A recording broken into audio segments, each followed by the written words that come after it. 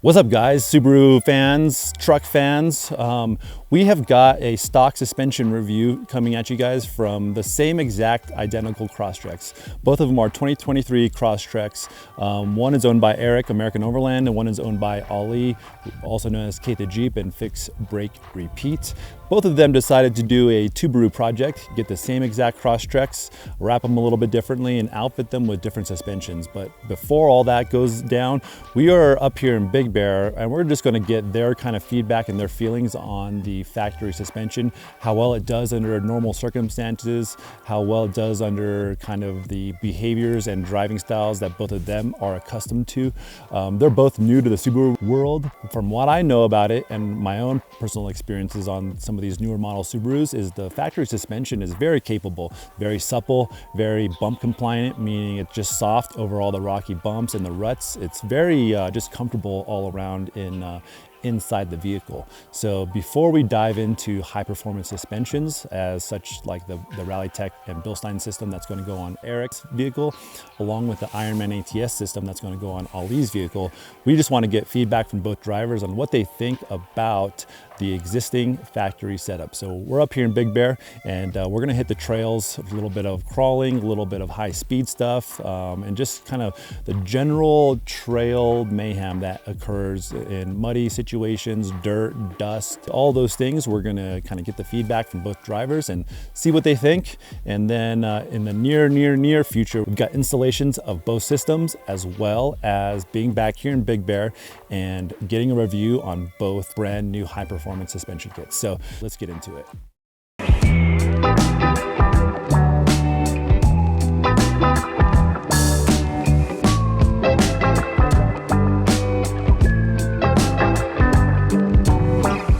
So we're just kind of hanging out, talking about the suspension of how it feels, and you're basically going to be going with the Ironman suspension. How much lift is that going to give you? I believe it's about 2 inches. Are you going to use a full 2 inches? I don't know. Okay. I think it really depends on what you determine. I'm really looking to you guys to kind of help dial us in with this. You know, I haven't really done a lot with an independent front suspension type vehicle. This is, for me, something new, and you know, I'm learning as I go with what affects what. Eric said that he's keeping the overall tire package size is staying the same. We're keeping our diameter, overall diameter, that's what I meant. About the same. Okay. But our rim is shrinking down by a couple inches, so we're going from 17s to 15s, which gives us more sidewall. So if we are down a little bit, we get a little bit more cushion, you know? It's really interesting driving an independent front suspension car, I'll tell you that.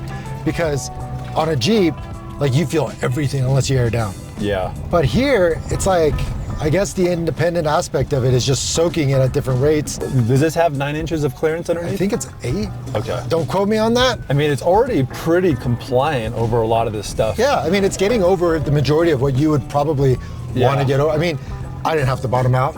No, I could have picked a better line. So is the Ironman, so they have two springs and shocks separate in the rear of this, right? Coilover. And then the coilovers in the front. I thought the Ironman was all full 4 coilover. Yeah, all 4 coilovers. Yeah, I believe it's all 4 coilovers. They have 2 different spring rates that they sell their system with. One's like a standard load. Yeah. And then one's a heavy load. And we're going for the oversized version. Yeah, I mean, I haven't felt the bump stops in the back yet at all. You ask me facts and figures about stuff, and I'm like, I don't know, because I don't care.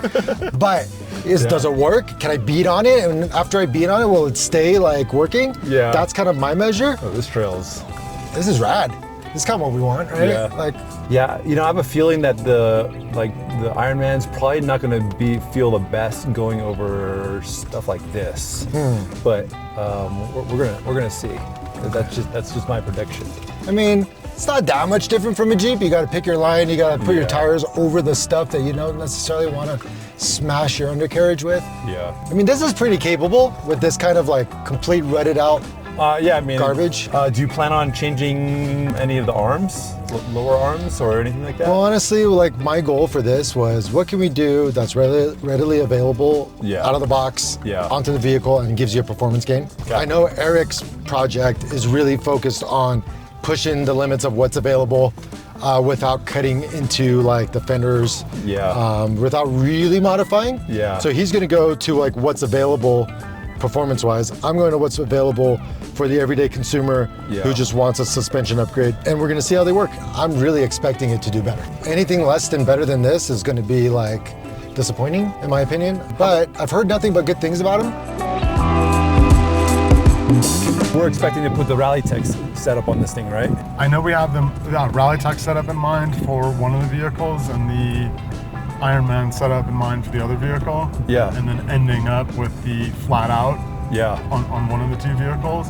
I think my vehicle was scheduled to get the Rallitek and then the flat out. Yeah. But I'm feeling like Ali should upgrade from the Ironman to the Rallitek, just because I don't want one vehicle to end up with best suspension and the other vehicle to still have more like entry level. How much lift is on the Rallitek? The Rallitek uses spacer hats, but they come with new springs too, right? Yeah, so and I think the springs are slightly longer to increase the travel, but I'm not sure what the Bilstein B6 is set at. This is what it's built for. Yeah, with the stock suspension. What's the clearance on these things? Ground clearance? Do you know? It's just about 9 inches. Okay. We'll get another inch from tire height.